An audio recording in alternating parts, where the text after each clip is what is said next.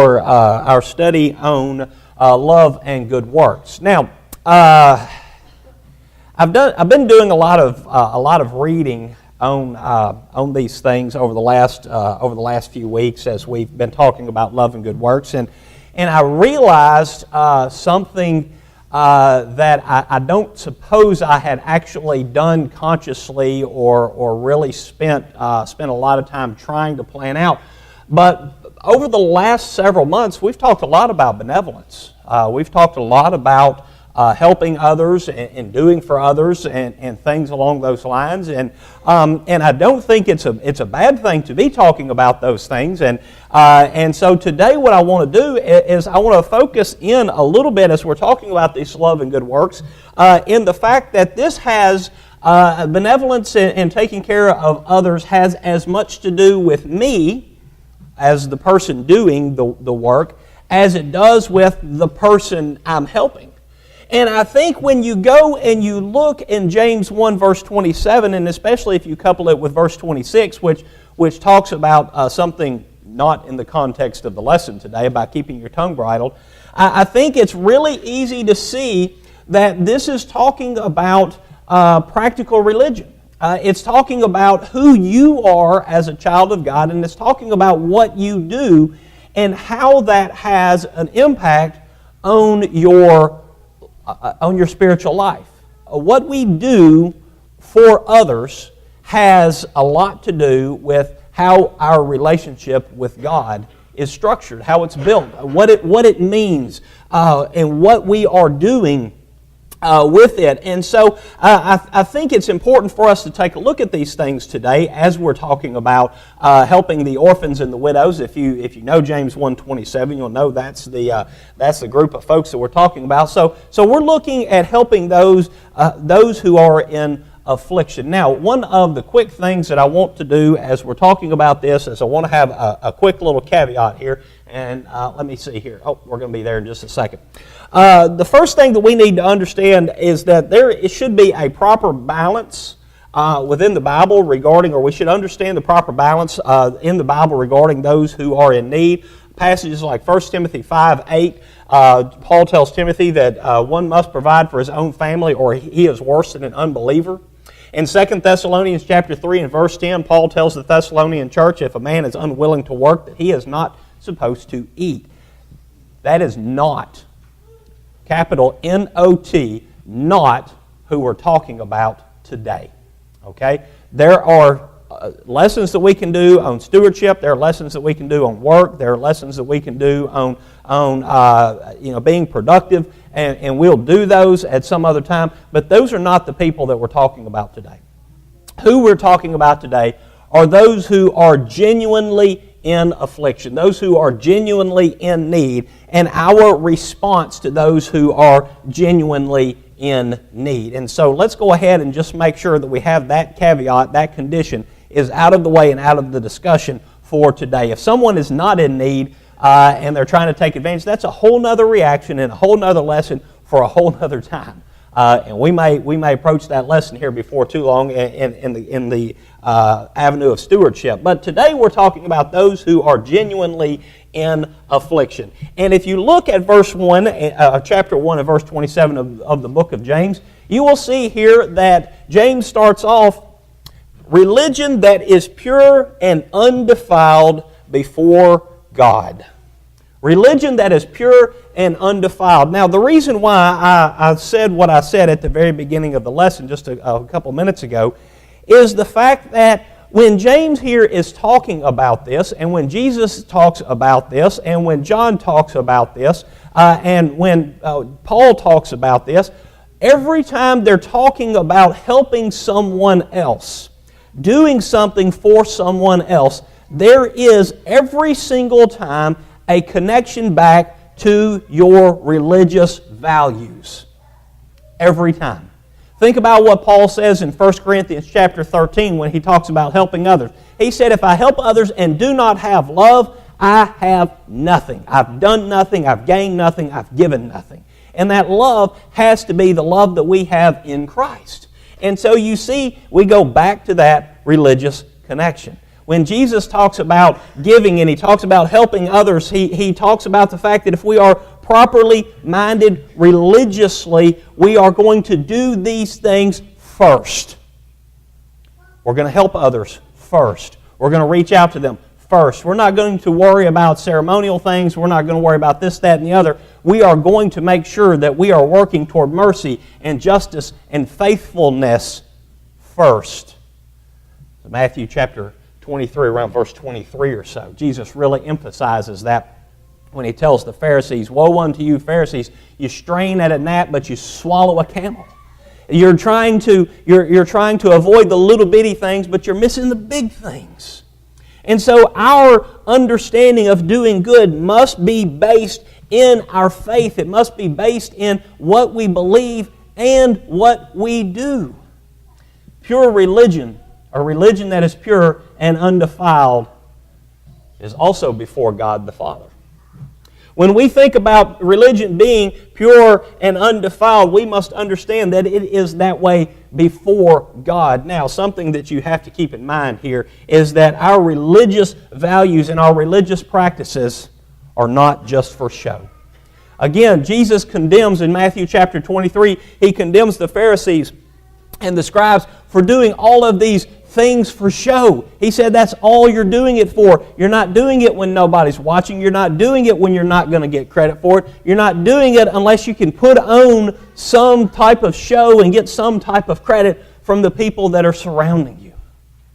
Our religious values are not for show. What are you doing when nobody else is watching? Who are you helping when nobody else is watching? What are you going to do when nobody is going to give you credit for doing it? That is where it really shows, when nobody else is watching. Isn't that funny? We really show our true religious values when nobody else is seeing them. And so our religion should be done not for show, but it should be pure and undefiled before God. And our day-to-day life is spiritual service to God. We've been talking about we've been in Romans chapter 12 for a few weeks now. And when you see what Paul says to the church there at Rome in chapter 12 and verse 1 and following, he talks about the fact that we should not be conformed to the image of this world. We shouldn't be following what the world does. We should in fact be renewing ourselves and having a different mindset in our day-to-day life is our reasonable spiritual service toward God. There are days when we come together in worship, but every day of our life should be service toward God. That's reasonable expectation that God has made, given what He has provided for us. So this is something that we need to be about doing every single day. Again, as I said, even when nobody else is watching. We also see here that helping those in affliction is our responsibility, not somebody else's. One of the good things, great things I love about this congregation is the fact that when something needs to be done, when someone needs to be helped, when we spot somebody who needs to be helped, we don't wait to round everybody up and try to get a big conference in a committee or appoint one individual. We jump in and we help. That's what we're supposed to do. I'll help, you'll help, somebody else. We'll jump in and we'll take care of the need like we're supposed to. The job to help is not somebody else's. It doesn't belong to the hired gun at the congregation. It doesn't belong to the charitable organizations out there. It doesn't belong to the government. The need to help and the steps to help belong to us. When we don't take that responsibility on ourselves, when we don't take that responsibility personally, we deny one of the big things that God has told us to do, and that is to take care of one another. We've got to understand this is our obligation and our privilege to be the hands and feet of God to help those who truly are in need. And so we need to understand that religion that is pure and undefiled before God the Father is these things. We also see as we go on here, we've got some things that we need to do. The first thing that we need to do as we go down further into this verse is to visit. He says, pure religion that is pure and undefiled before the God the Father is this, to visit. What does it mean to visit? What does it really mean to visit? I went yesterday. I was just running something to a lady, church member at Goodwood. I hadn't seen her in a couple of years, and we sat down and we spent some time together. And we talked and we exchanged pleasantries and we caught up with each other what's going on, and we visited. Is that all that means? No. It's part of it. The first thing to visit means to go see, and in this context, to provide relief. To go and see them. If you know somebody is in need, you need to go. Does that sound familiar? When Jesus talked about the Great Commission and He talked about helping others to find the gospel of Christ, what was one of the first things that He said to do? Go. You see a connection here? We are to be out and about, doing the things that God would have us do. When Jesus came and He was explaining to people what His mission was, He said, I came to seek and to save that which is lost. He went out looking for them. He expects us with carrying the gospel message to go out and look for people. When it comes to providing relief, when it comes to helping those who are in distress, He expects us to go. And so we need to be about going. And we actually need to provide relief or provide comfort. We actually have to do something about it. And John, the Apostle John, he writes about helping your brother. He said, if your brother shows up at your door and he knocks on your door and he says, hey brother, I hate to bother you, I hate to ask you this, but I'm hungry here. I don't have anything to eat. Can you help me out? And John says, you don't sit there and tell your brother, I'm going to pray for you. I pray that you're warm and have food, and shut the door on him. That's not how that works. If you love your brother, and your brother comes and your brother knocks on the door and he says, hey man, I haven't had anything to eat. Can you help me out? You help him out. You provide him something to eat. You provide those needs that he has. And so you provide relief as you have an opportunity, as you have the ability. You do those things for others. We also see the word here is used concerning God graciously interceding for us. I talked about Jesus' mission when He said that He came to seek and to save that which was lost. This is the idea here. This is the idea here that there was an action that was taken. This deity, this God that we love so much and we worship, He had the initiative to go and to intercede on the behalf of those who couldn't do for themselves. When people are truly in affliction, when people are truly in distress, they got there because they can't do for themselves. And so we need to step in. We need to intercede. We need to be the ones to recognize the need. We need to be the ones to take the initiative and go. We need to be the ones to pick up the phone call and make the phone call, or we need to be the ones to get in the car and drive over. And when you're in need and somebody seeks you out, what does that mean? How much does that mean to you?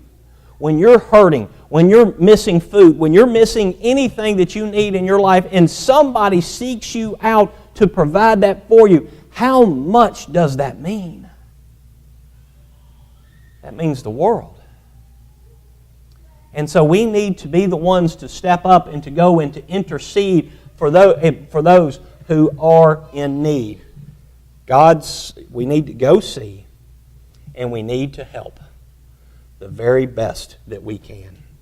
James goes on and he talks about that we need to visit, and he also says that we need to visit the orphans and the widows. Now, this is interesting here, because the orphans and the widows were those who lost either father or husband, those who didn't have other family to take care of them.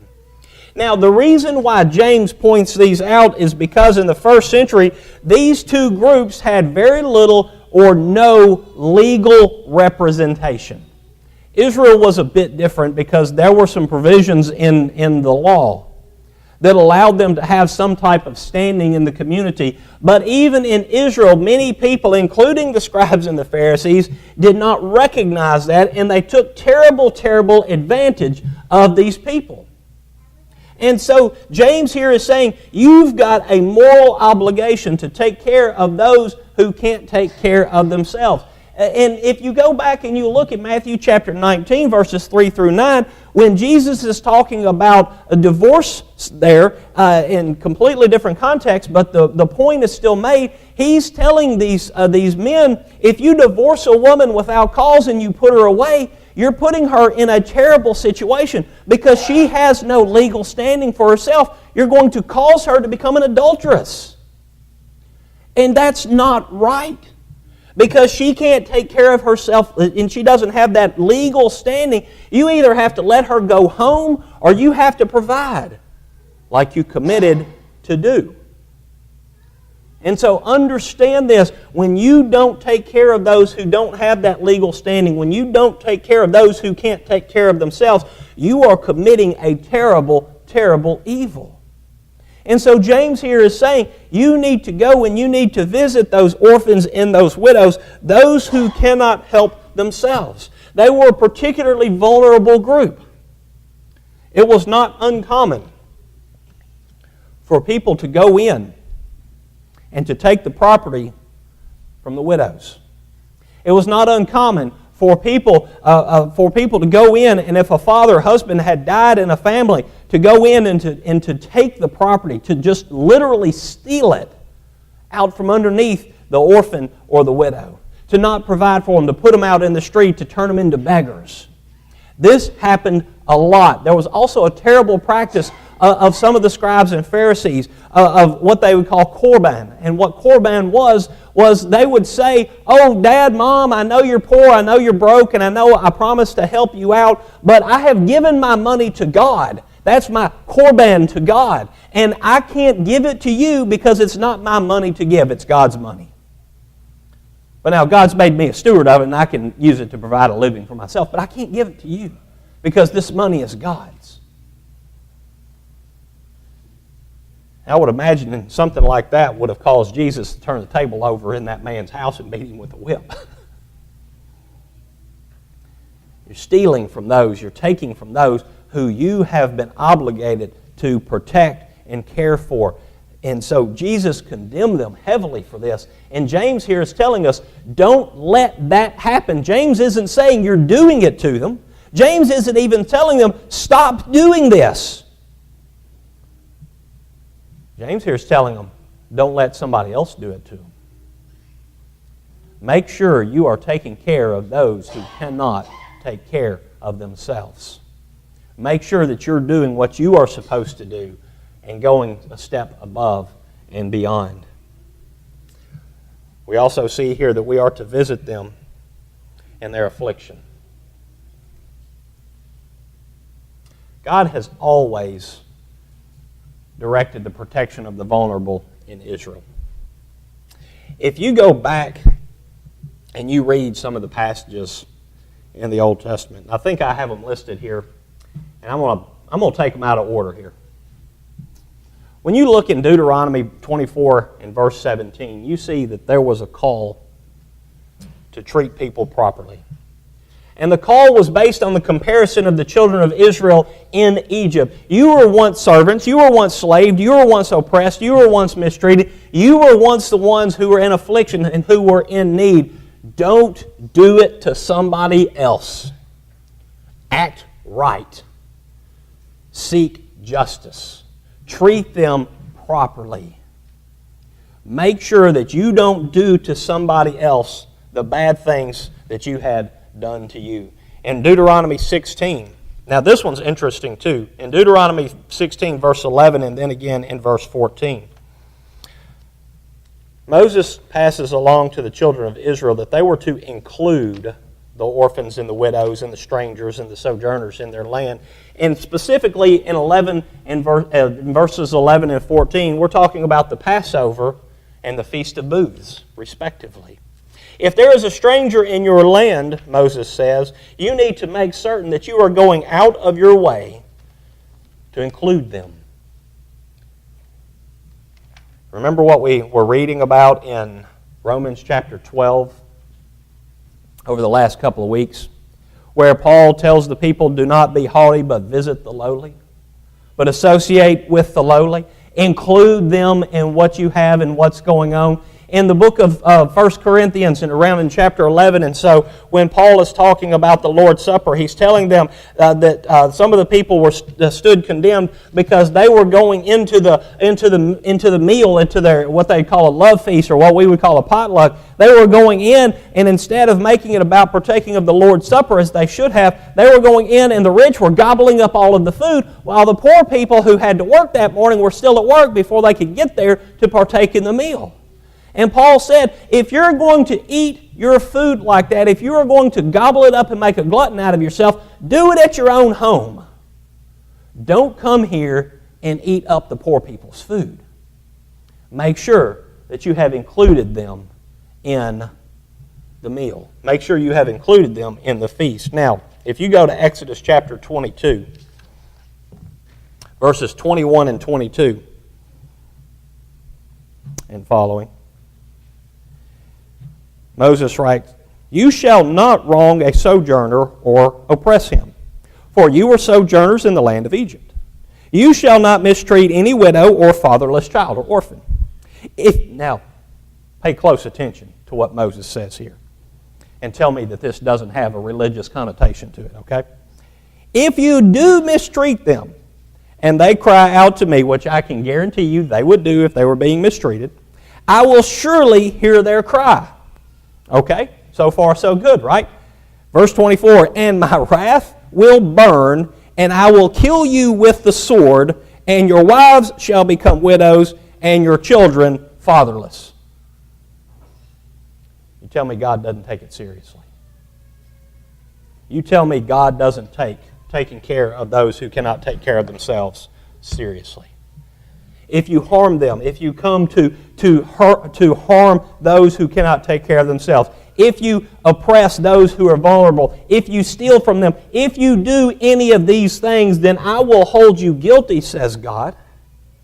And especially in the nation of Israel, He visited upon them that violence that He spoke of on several occasions because of exactly this. Isaiah chapter 1, verses 11 and following, God tells them, don't come into my temple and make any kind of sacrifice to me. I don't want it until you learn to do justice and act mercifully. To paraphrase what Isaiah said, God tells them, when you learn to do that, then you can come back into the temple and you can make those sacrifices again. And then I will accept them. We have to make sure that we are taking care of those who cannot take care of themselves. And to visit the widows and the orphans in their affliction. One of the things that we have to recognize when somebody is in affliction, we have to recognize what their real need is.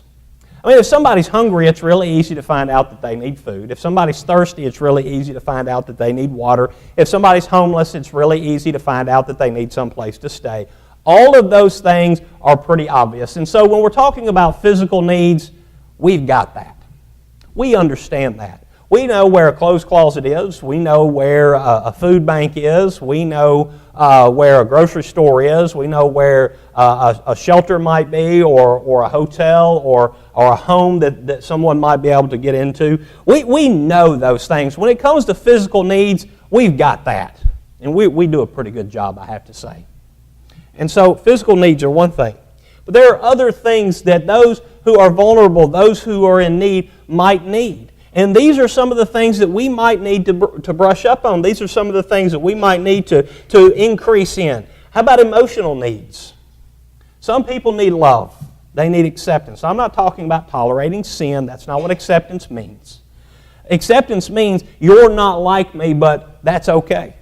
We're not from the same place, that's okay. We're not the same social status, that's okay. We're not the same color, that's okay. We don't speak the same language, that's okay. I accept you because you, as I, were created in the image of God, and Christ died for both of us.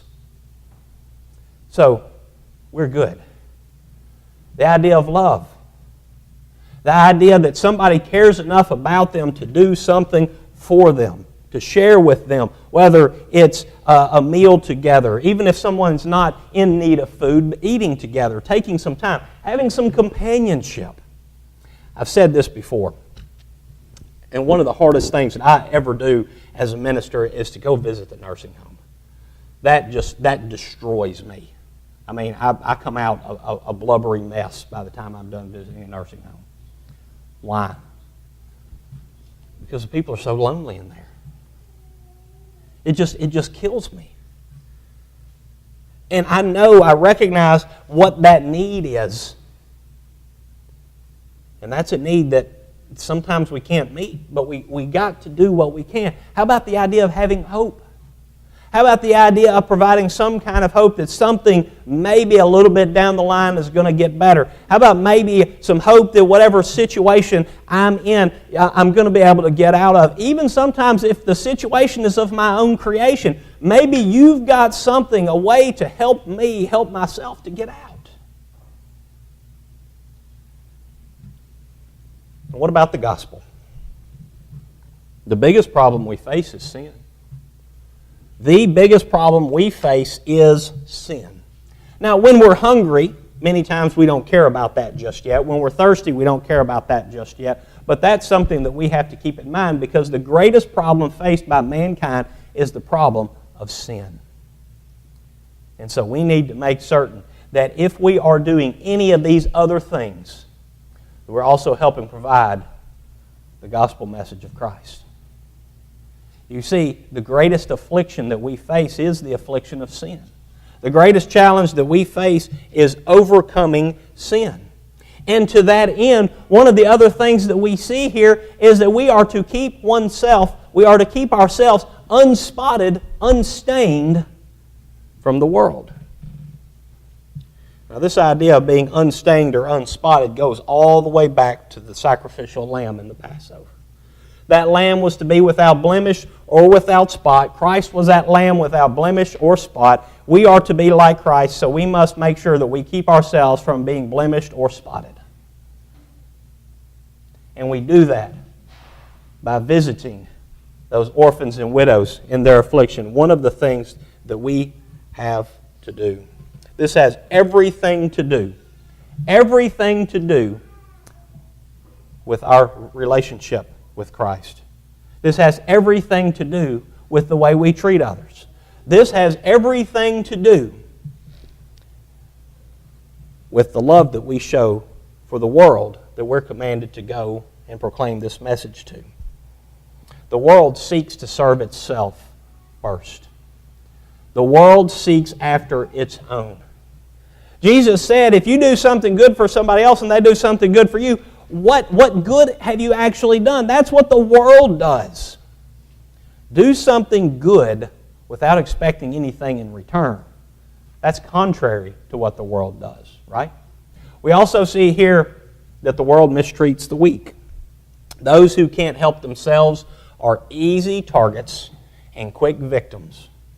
One of the things when I'm teaching people in the self-defense classes that I do is I tell them, if you're walking down the street, especially if you're by yourself, don't look weak, because the world takes advantage of those who are weak. So stand up, shoulders back, head up, eyes forward. Don't look weak. Why do I have to tell people that? It's because we live in a world that seeks to victimize those who are weak. That's not who we are. That's not who the church should be. But the world and those of the world stand condemned. You see, when we are told to keep ourselves unstained and unspotted, that is so that we are not those who are of the world. So that is so that we are not those who stand condemned. That is so we are not those who miss out on that home in heaven. We have the opportunity, we have the ability to go and to help those who are genuinely in need and to lift them up, to bring them up, to give them some type of hope, to give them some type of chance, and to show them the love of God. Jesus tells us in Matthew chapter 5 and verse 16 that our good works show the glory of God. And that draws people to the kingdom of heaven, and that helps alleviate the worst problem that we have. Religion that is pure and undefiled before God the Father is this: to visit orphans and widows in their affliction, and to keep oneself unstained from the world. It is absolutely crucial that we care for those who cannot care for themselves. I talked about Isaiah chapter 1, verse 17. Talks about the fact that we have that obligation, and that has everything to do with our relationship with God.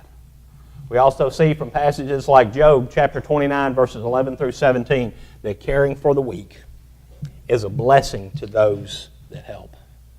Don't deny the work that God has set before you. Take the opportunity to gain the blessing of helping those who cannot do for themselves.